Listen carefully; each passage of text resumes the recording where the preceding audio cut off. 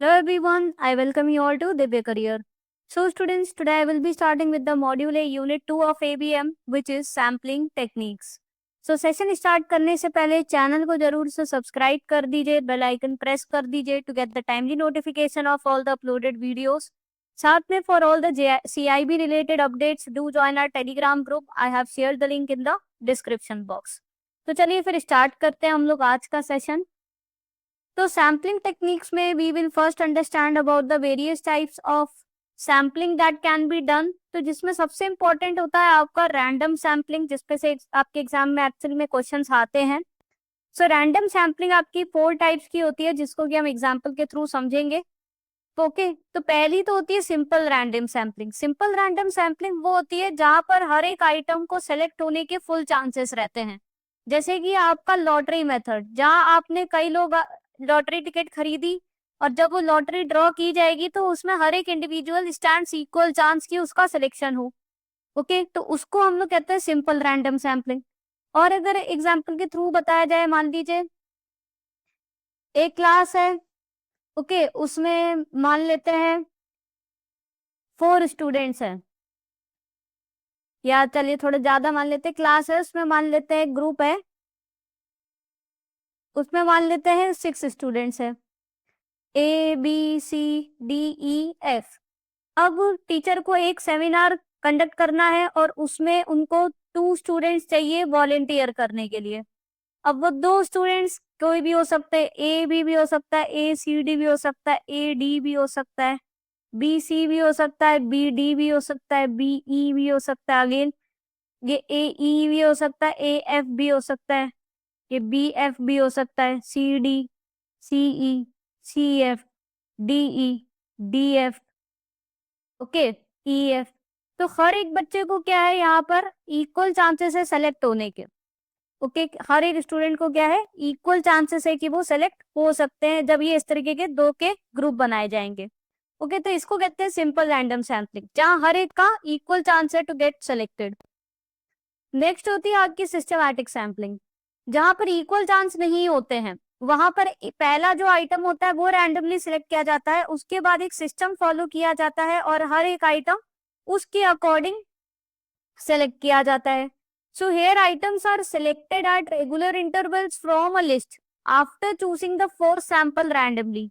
सो देखिए इसमें जो स्टेप्स दिए हैं, arrange the population in a list, find the sampling interval denoted by K and use this formula population size divided by sample size.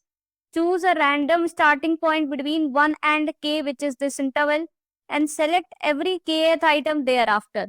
तो इसको अगर हम एक एग्जाम्पल के थ्रू समझते हैं, मान लीजिए एक कंपनी है, उस कंपनी में काम करने वाले टोटल 500 एम्प्लॉइज हैं. ओके, यहाँ पर हमने सैंपल साइज सेलेक्ट कर लिया है अपना 50. अब now let's find the sampling interval denoted by k, which is equal to population size divided by sample size, which will give you 10. अब हमें 1 से लेकर k के बीच में 1 to 10 के बीच में कोई भी रैंडमली एक नंबर सेलेक्ट करना है. मान लीजिए we are selected the number 3, तो पहले जो थर्ड नंबर वाला एम्प्लॉय है वो सेलेक्ट हो जाएगा. उसके बाद आपका एवरी kth आइटम, मतलब उसके बाद हर 10th वाला, मतलब 10 + 3 एक तरीके से. Okay, 10 + 3 which is actually 13th select होगा. उसके बाद आपका 23rd सेलेक्ट होगा. ओके, 33rd सेलेक्ट होगा. तो यहाँ पर देखिए पहला तो हमने कोई भी रैंडमली सिलेक्ट किया, उसके बाद एक सिस्टम यूज हो रहा है जिसके बेसिस पर हर एक इंडिविजुअल सेलेक्ट हो रहा है. तो यहाँ पर हर एक इंडिविजुअल के सिलेक्ट होने के इक्वल चांस नहीं है. तो ऐसी सैम्पलिंग को सिस्टमैटिक कहते हैं. Okay, where we find the sampling interval dividing population size by the sample size, और फिर हम लोग 1 से लेकर इस इंटरवल के में कोई भी एक सेलेक्ट कर लेते हैं, जैसे हमने थर्ड कर दिया, और फिर एवरी kth आइटम सेलेक्ट किया जाता है. तो थर्ड के बाद 13, 23rd, 33rd, 43rd, इस तरीके से सिलेक्शन होता है. So this is systematic sampling. Next is your stratified sampling. Stratified sampling में क्या होता है, here population is divided into groups called strata based on shared characteristics and random samples are taken from each group which ensures the representation from all the categories. अब इसको अगर हम एक example से समझते हैं, मान लीजिए एक कॉलेज है, इस कॉलेज में आपके टोटल 200 स्टूडेंट्स हैं। ये 200 स्टूडेंट्स हैं, they belong to different streams. इसमें कुछ आपके कॉमर्स स्टूडेंट्स के हैं, कॉमर्स स्टूडेंट्स है सपोज 1200 स्टूडेंट्स। कुछ आपके साइंस स्टूडेंट्स हैं, सपोज दीज आर 500, एंड कुछ आपके आर्ट स्टूडेंट्स हैं विच आर रिमेनिंग 300।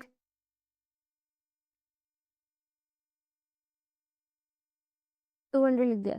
तो ये जैसे जो टोटल कॉलेज में 2000 स्टूडेंट्स हैं, उनको हमने डिवाइड कर दिया इन डिफरेंट स्ट्रीम्स। तो यहाँ पर क्या किया, population is divided into strata और groups based on the shared characteristics.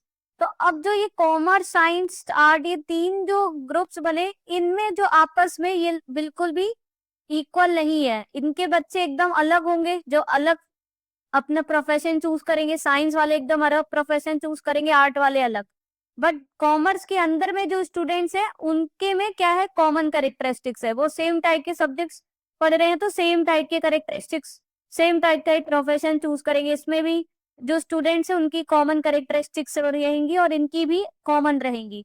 तो यहाँ पर जो अलग अलग ग्रुप्स बने हैं, उनके बीच में सिमिलैरिटीज नहीं है, बट जो इस ग्रुप के अंदर में जो अलग अलग इंडिविजुअल्स है, दे शेयर द कॉमन कैरेक्टरिस्टिक्स।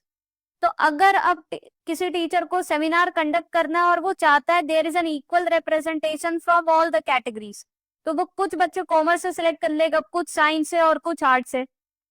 मान लीजिए इनको टोटल 30 स्टूडेंट्स चाहिए सेमिनार में, तो 10 10 10 इस तरीके से सेलेक्ट कर सकता है, या फिर यहाँ से 15 कर लिए, यहाँ से 3 कर लिए, यहाँ से 2 कर लिए, इस तरीके से कर सकता है। तो रैंडमली भी सिलेक्ट कर सकता है, और या फिर वो प्रोपोर्शनेट बेसिस पे भी सिलेक्शन कर सकता है। मतलब ये कितने हो गए, 12:5:3 का रेशियो है, तो उसके हिसाब से भी सिलेक्शन हो सकता है। मतलब कॉमर्स वाला 12 डिवाइडेड बाय 20 इंटू 100, तो यानी कि 60 बच्चे या 60% बच्चे यहाँ से उठा लिए। साइंस से आपके 5 डिवाइडेड बाय 20 इंटू 100, 25% बच्चे यहाँ से उठा लेगा। Okay, and 3 divided by 20 into 100, तो 15% यहाँ से उठा लेगा। तो जितने बच्चे चाहिए उसमें इस तरीके से प्रोपोर्शनेट वे में भी डिवीजन हो सकता है कि 60% कॉमर्स से उठा लिए, 25% साइंस से और 15% आर्ट से। So it will ensure that there is an equal representation from all the categories of the students in the seminar. तो इस टाइप की सैम्पलिंग को हम लोग स्ट्रेटिफाइड सैम्पलिंग कहते हैं, जहां हम लोग पूरे पॉपुलेशन को डिफरेंट डिफरेंट स्ट्रेटा में डिवाइड करते हैं on the basis of their shared characteristics. Commerce वाले में जितने भी बच्चे, उनके आपस में सिमिलैरिटीज हैं सब, बट जो डिफरेंट डिफरेंट ग्रुप्स बनते हैं वो डिसिमिलर होते हैं। ओके, और फिर उनमें से हम लोग सिलेक्शन करते हैं to ensure there is an equal representation. Next sampling होती है cluster sampling, where the population is divided into clusters often based on their location, all the natural groups. Instead of selecting the individuals, here entire clusters are selected randomly. So stratified sampling में we were selecting the individuals out of that group. यहाँ पर हम लोग पूरा का cluster ही randomly select करते हैं। तो इसको हम लोग समझते हैं क्या डिफरेंस होता है। जैसे एक सिटी है, उसमें हमने जो भी डिफरेंट लोकेलिटीज हैं उनको डिवाइड कर दिया suppose in 10 clusters. Depending upon their location, there are different colonies and these have been divided into 10 clusters which we have selected randomly. ठीक है, अब इसमें से 10 clusters में हमें क्या करना है, हमें हाउस होल्ड्स के डिफरेंट हाउस होल्ड्स का सर्वे करना है कि उनकी स्टैंडर्ड ऑफ लिविंग कैसी है। तो ये 10 क्लस्टर्स जो हमने सेलेक्ट कर रहे हैं, इनमें क्या होगी, काफी सिमिलैरिटी होगी। इन 10 क्लस्टर्स में काफी सिमिलैरिटी होगी। बट अब ये जो 10 क्लस्टर्स में हम लोग हाउस होल्ड सेलेक्ट करेंगे, या इनमें से हमने मान लीजिए 3 क्लस्टर सेलेक्ट करें, टोटली हम मान लेते सिटी में 10 क्लस्टर्स हैं और इनमें हमने 3 क्लस्टर सेलेक्ट कर लिए फॉर अवर सर्वे पर्पस। इनमें से अब हम लोग जो डिफरेंट हाउस होल्ड्स का जब हम सर्वे करेंगे, तो ये हाउस होल्ड्स की क्या है, डिफरेंट है, उनमें सिमिलैरिटीज नहीं रहेंगी, तभी हम लोग सर्वे कर रहे हैं about the standard of living. but the cluster we are selecting as a whole, they hold the similarity. Okay, so here we are randomly selecting the cluster based on the locality, geographical location, okay, all the colonies, okay, where they are located for our surveying purpose. तो आपको समझ में आ रहा होगा cluster sampling stratified से बिल्कुल different है। Stratified में जो हमने डिफरेंट डिफरेंट ग्रुप्स बनाए थे वो एकदम अलग थे और उनके अंदर में रहने वाले लोग सिमिलर थे, बट क्लस्टर में जो हमने डिफरेंट डिफरेंट क्लस्टर सेलेक्ट करे वो सिमिलर हैं लगभग, क्योंकि हर एक क्लस्टर में हर एक लोकेलिटी में कुछ अमीर लोग भी होंगे, कुछ गरीब लोग भी होंगे, बट उस क्लस्टर के अंदर जो हम लोग हाउस होल्ड का सर्वे करने वाले they are having dissimilar characteristics. Okay, so ये आपकी क्लस्टर सैम्पलिंग होती है। तो ये हो गया हमारा सैम्पलिंग का टॉपिक जो इम्पोर्टेंट है। अब हम लोग बात करेंगे about the normal distribution curve, standard error and everything, जो अगेन बहुत इंपॉर्टेंट पार्ट है। सो स्टैंडर्ड एरर क्या होता है? Standard error measures how a simple statistic like a sample mean is expected to vary from the true population value. If the standard error is small, the sample mean is a good estimate of the population mean. तो देखिए हम लोग जो पूरे population से एक sample select करते हैं और अगर जो सैंपल का जो एवरेज है, if it is very much close to our total population average, इसका मतलब जो हमने सैंपल सेलेक्ट किया है वो ट्रू रिप्रेजेंट कर रहा है हमारे पॉपुलेशन को। ओके, दोनों में वेरिएशन नहीं है ज्यादा, तो वो एक हमें अच्छा एस्टिमेशन देगा पूरे पॉपुलेशन के मीन का। तो जितना ज्यादा स्टैंडर्ड एरर है मतलब उतना ही ज्यादा हमने बेकार सैंपल सेलेक्ट किया है जो हमारे पॉपुलेशन को ट्रूली रिप्रेजेंट नहीं कर रहा। जितना छोटा एरर है उतना ही बेटर हमने सैंपल सेलेक्ट किया है। So standard error is find करने का फॉर्मूला है, it is equal to standard deviation divided by the sample size का under root. So standard deviation divided by the root of sample size gives you the standard error. ये formula याद रखना है, आगे के न्यूमेरिकल्स में काम आएगा। Next is sampling from the normal population. So जो आपका नॉर्मल पॉपुलेशन होता है तो उसका हम लोग पढ़ते हैं कुछ इंपॉर्टेंट पॉइंट्स।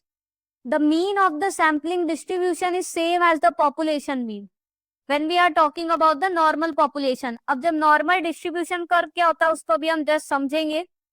तो जो सैंपल डिस्ट्रीब्यूशन है, जो हमने सैंपल सेलेक्ट किया उसका mean is equal to the population mean, we are talking about the normal population, and the standard deviation of the sample here is equal to the population standard deviation divided by the square root of the sample size. वही जो अभी हम बात कर रहे थे।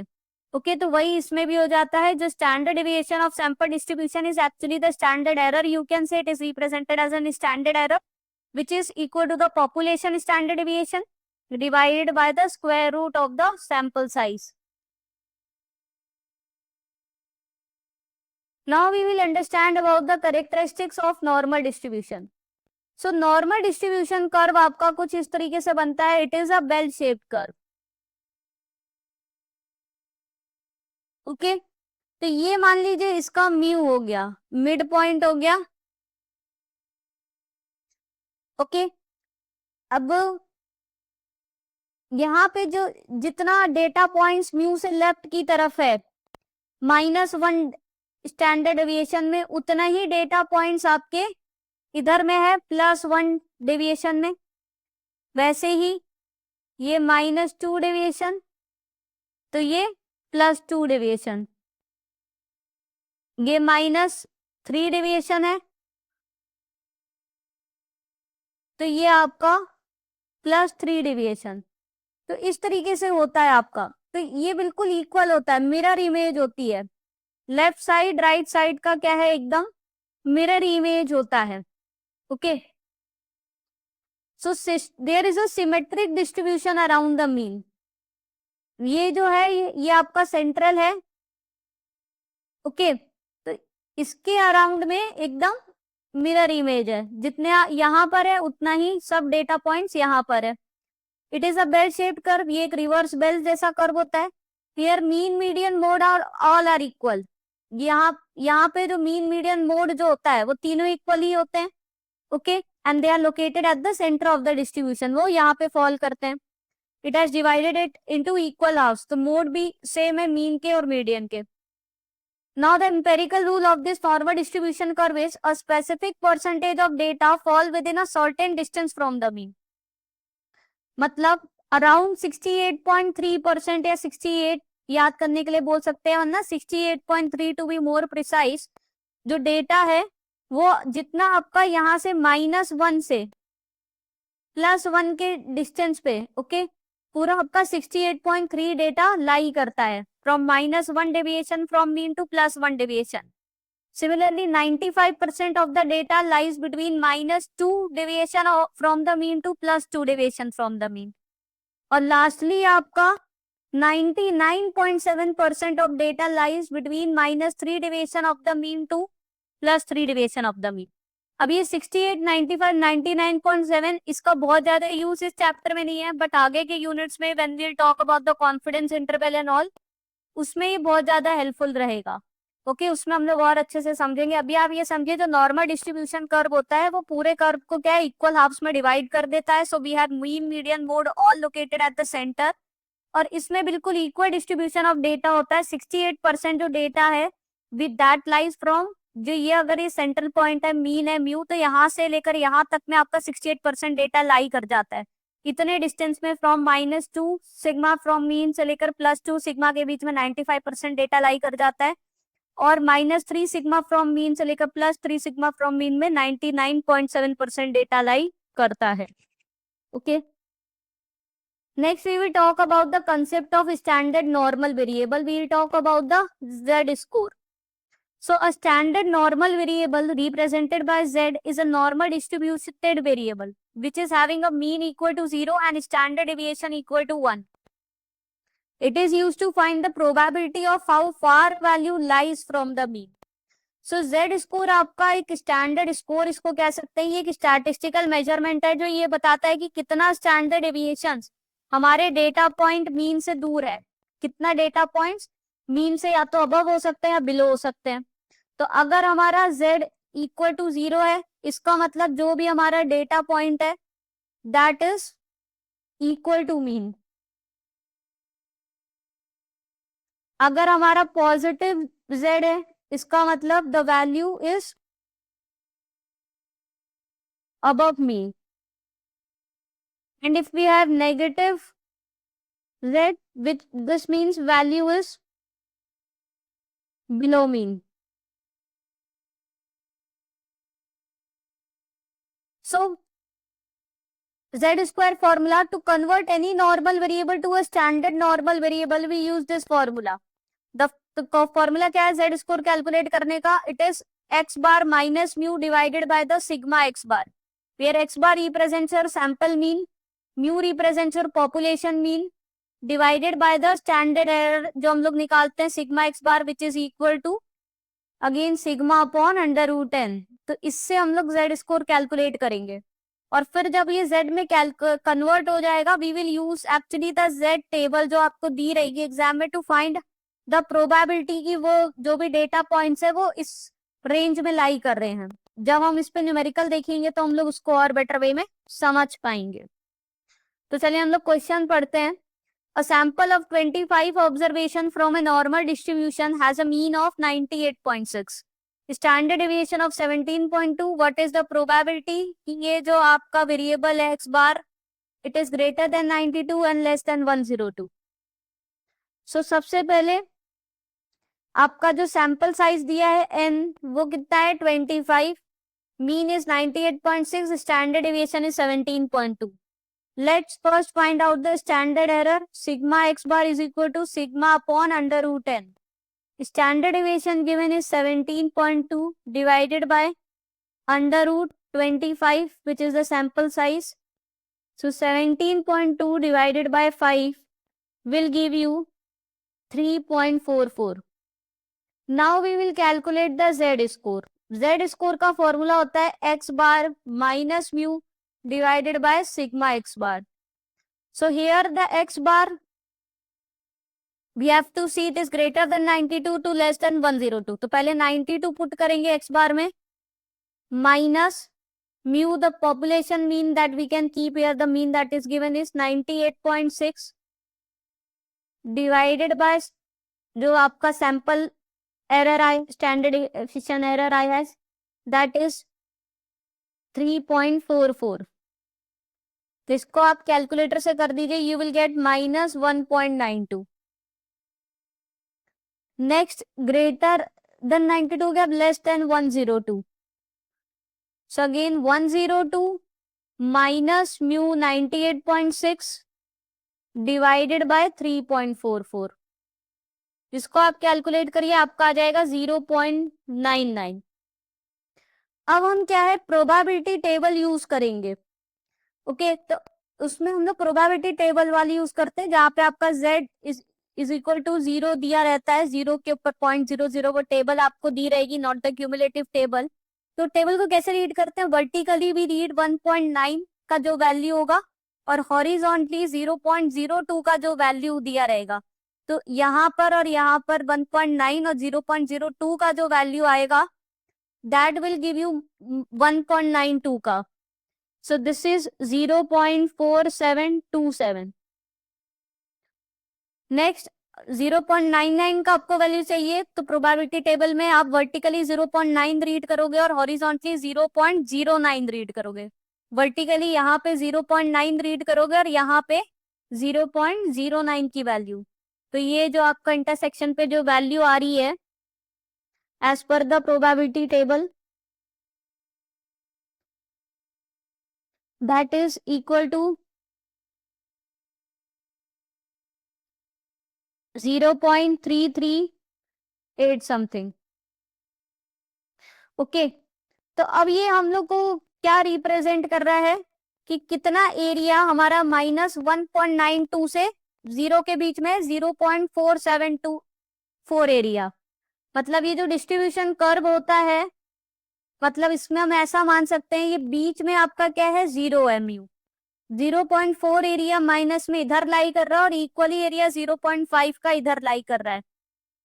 सो 0 से -1.92 के बीच में आपका 0.4724 एरिया लाई कर रहा है इस साइड में, और 0 से 0.9 इधर के बीच में आपका 0.338 एरिया लाई कर रहा है. ओके, तो दोनों के बीच का डिस्टेंस कितना हो गया आपका, एक्चुअल में आप प्लस कर दोगे, यहां से लेकर यहां तक और यहां से लेकर यहां तक का area. So 0.4724 plus 0.338, this will give you around 0.811 which is around 81.15%. मतलब 81.15% प्रोबेबिलिटी है कि ये जो आपका एक्स वेरिएबल जो आया है, it is greater than 92 and less than 102. Okay, अब इसको, ये किसी को अगर नहीं समझ में आ रहा, माइनस करना है प्लस करना है, तो इसकी ये भी एक ट्रिक है. अगर आपका एक डेटा माइनस साइन में और एक प्लस साइन में, मतलब ऑपोजिट साइंस है, तो आपको हमेशा ऐड करनी रहेगी. और अगर आपके ऑपोजिट साइंस है दोनों, या तो दोनों प्लस में है या दोनों माइनस में है, तो आपको क्या है, सब्ट्रैक्ट करना रहेगा. ओके, एक्चुअली रीड इस तरीके से ही किया जाता है कि ये मिड पॉइंट 0 है, यहां से आपका क्योंकि माइनस में लाई कर रहा है तो इतना इधर कर रहा है और इतना इधर कर रहा है, तो टोटल डिस्टेंस के लिए आपने ऐड कर दिया. अगर सेम साइन है, मतलब मान लीजिए चलिए दोनों पॉजिटिव है, तो एक आपका एरिया इतना आया और एक आपका इतना आया, तो दोनों के बीच का अगर आपको निकालना है तो आपको दिस माइनस दिस करना रहेगा. सिमिलरली चाहे नेगेटिव साइड है, ठीक है, तो अगर आपके सेम साइंस होते हैं तो आपको एक्चुअल में माइनस करना रहता है, और डिफरेंट साइंस होते तो आपको प्लस करना रहता है. इस तरीके से हम लोग इन क्वेश्चंस को करते हैं. अब इसमें से हमने ये निकाला बिटवीन वाला. अब इसमें दो और आपके केस बन सकते हैं. एक केस बन सकता है बिलो वाला और एक केस बन सकता है अबव वाला. सेम ही टाइप के क्वेश्चन है, तो देखते हैं कैसे करेंगे. So the monthly balance of any customer is 112. The standard deviation is 56. 50 randomly selected accounts are audited. What is the probability that sample average monthly balance is below? पहला 100 rupees और दूसरा है above 100 रुपीज. तो पहले below के लिए निकाल लेते हैं. तो स्टैंडर्ड डिविएशन 50 हमने अकाउंट सेलेक्ट करे, तो सैंपल साइज हमारा 50 है. म्यू हमारा जो दिया है monthly balance 112, so this is an population mean you can say, और standard deviation given is 56. so sample का स्टैंडर्ड डेविएशन या स्टैंडर्ड एरर आप बोल सकते हो निकालते हैं, which is sigma upon under root n, which is 56 divided by 50, ये आपका आ जाएगा 7.92। अब z स्कोर निकालना है, which is x bar minus mu divided by sigma x बार। तो यहाँ पर क्या है, बिलो ₹100, 100 मतलब एक बार पुट करेंगे 100 माइनस म्यू 112 डिवाइडेड बाय 7.92, ये आपका आ जाएगा -1.52। तो अब हम लोग प्रोबेबिलिटी टेबल यूज करेंगे 1.52 की, तो आपका आएगा 0.4357। इसका मतलब जैसे हमने बताया ये 0 है, तो कितना एरिया हमारा 0 से 1.52 के रेंज के बीच में माइनस में है, तो हमारा 0.4357 एरिया 0 से 1.52 के बीच में है, एक तरीके से 0.4357। तो यहाँ पे हमारा टोटल एरिया 0.5 रहता है और इधर में 0.5 रहता है। सो बिलो 100 के लिए वी विल माइनस करेंगे 0.5 से 0.4357 में, तो बिलो 100 का आ जाएगा हमें। सो प्रोबेबिलिटी की z इज लेस देन -1.52, तो वो जाएगा आपका 0.5 minus 0.4357, which will give you 0.0643। सो कोई भी चीज आपका बिलो अगर पूछे तो आपको 0.5 से माइनस करना रहेगा, क्योंकि normal distribution curve equal parts में डिवाइड करता है। 0.5 जो है टर्म्स इधर आ जाता है एरिया, और इधर पे 0.5 आ जाता है, ये टोटल हम लोग 1 मान के चलते हैं। ओके, इसलिए हमेशा ही 0.5 से माइनस करना है जब बिलो का निकालना है हमें। दूसरा हमें क्या निकालना है, अबव 100 का। तो अबव 100 के लिए आप क्या करोगे, अब आपने ये तो प्रोबेबिलिटी निकाल ली कि लेस देन -1.52 में 0.0643 है। सो प्रोबेबिलिटी कि जो हमारा ये x वेरिएबल एक तरीके से वो ग्रेटर है 100 से, so that will be equal to 1 minus this probability जो इसकी निकाली है। ओके, तो बस आपको क्या करना है, ग्रेटर में 1 minus 0.0643, so which will come out 0.9357। तो कितनी प्रोबेबिलिटी है कि जो मंथली एवरेज बैलेंस है कस्टमर का 100 रुपए से ज्यादा रहेगा, सो 93.57% प्रोबेबिलिटी है एक तरीके से, 0.9357 प्रोबेबिलिटी है। और बिलो 100 रहेगा तो 0.643 प्रोबेबिलिटी है, मतलब एक तरीके से आपकी 6.43% ही प्रोबेबिलिटी है कि बिलो 100 रहेगा। ओके, तो इस तरीके से इन क्वेश्चंस को किया जाता है बिलो और अबव के। ओके, यहाँ पर जो भी आपका आया, यहाँ पे साइंस इतना कुछ मतलब है नहीं, जो भी आया आपका नंबर उसका आप प्रोबेबिलिटी टेबल देखोगे तो 1.52 की कैसे देखोगे, वर्टिकली 1.5 और हॉरिजॉन्टली 0.02। तो जब आप z टेबल में देखोगे तो 1.52 की वैल्यू 0.4357 दिखा रही होगी। बिलो निकालना है तो 0.5 हम लोग मान के चलते हैं, एरिया होता है लेफ्ट साइड और इतना ही राइट साइड, बिलो में 0.5 से माइनस कर देंगे। ओके, तो आपका बिलो का आंसर आ जाता है। और अबव के लिए हम टोटल एरिया 1 है, तो अगर इतना आपका 0.0643 के लिए आ गया, सो अबव के लिए टोटल 1 में इतना माइनस कर दोगे तो 0.9357 आ जाता है। ओके, क्योंकि टोटल प्रोबेबिलिटी क्या होगी, 1 होगी। ओके, तो अगर बिलो की अगर इतनी है प्रोबेबिलिटी, सो अबव के लिए 1 माइनस ही करना है सिंपली। ओके, तो इस तरीके से आप समझ सकते हो।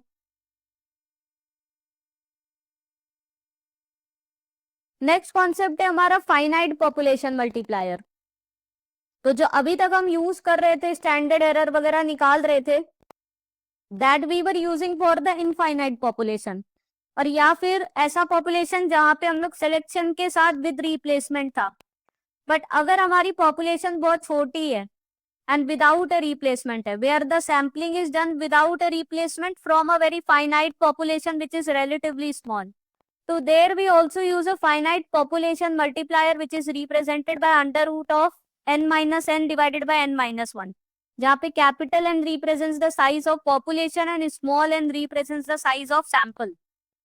तो जो अभी तक हम लोग जब स्टैंडर्ड एरर यूज कर रहे थे, जैसे sigma upon under root n, ये हम लोग यूज कर रहे थे जहाँ पे अज्यूम कर रहे थे जो पॉपुलेशन है वो या तो इनफाइनाइट है या we can do the replacement there. But अगर मेंशन है specifically that the population is finite very small without replacement, तो हम लोग sigma upon under root n into और साथ में ये फाइनाइट पॉपुलेशन मल्टीप्लायर भी मल्टीप्लाई करते हैं। When the sampling fraction is less than 0.05, then this multiplier is need not to be used. और भी छोटा है 0.05 से भी कम फ्रैक्शन, तो उसको भी यूज करने की जरूरत नहीं है। इसका क्वेश्चन देखते हैं, इसको आपको और क्लियर हो जाएगा। Suppose there are 20 textile companies of the same size, all of which are experiencing excessive labor turnover. Our study indicates that standard deviation of distribution of annual turnover is 75 employees. Sample of 5 of these textile companies without replacement is taken. Find the standard error of the mean. अब यहाँ पर हमारा छोटा सा ही sample है, 5 companies को select किया है विदाउट रिप्लेसमेंट। तो यहाँ पर अगर हमें स्टैंडर्ड एरर निकालना है, so we will use this formula where sigma x bar is equal to sigma upon under root n, जो अभी तक यूज कर रहे थे, और इसमें हम लोग मल्टीप्लाई कर देंगे n minus n upon n minus 1 से।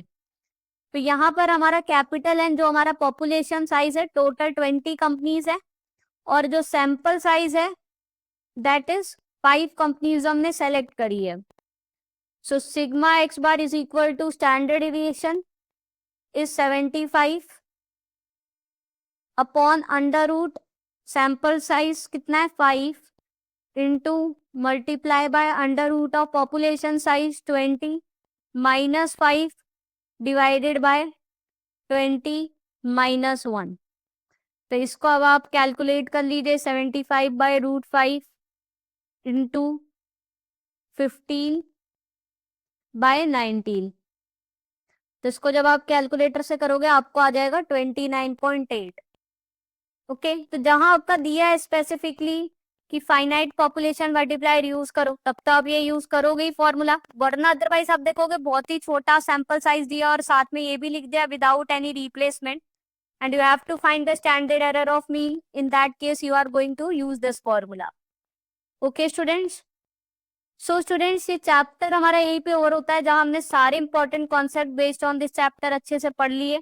अगर आपको पसंद आया हो जरूर से सेशन को लाइक कर दीजिए, चैनल को जरूर से सब्सक्राइब करके बेल आइकन प्रेस कर दीजिए to get the timely notification of all the uploaded videos. साथ में for all the CIB related updates do join our Telegram group, I have shared the link in the description box. See you in the next session. Thank you.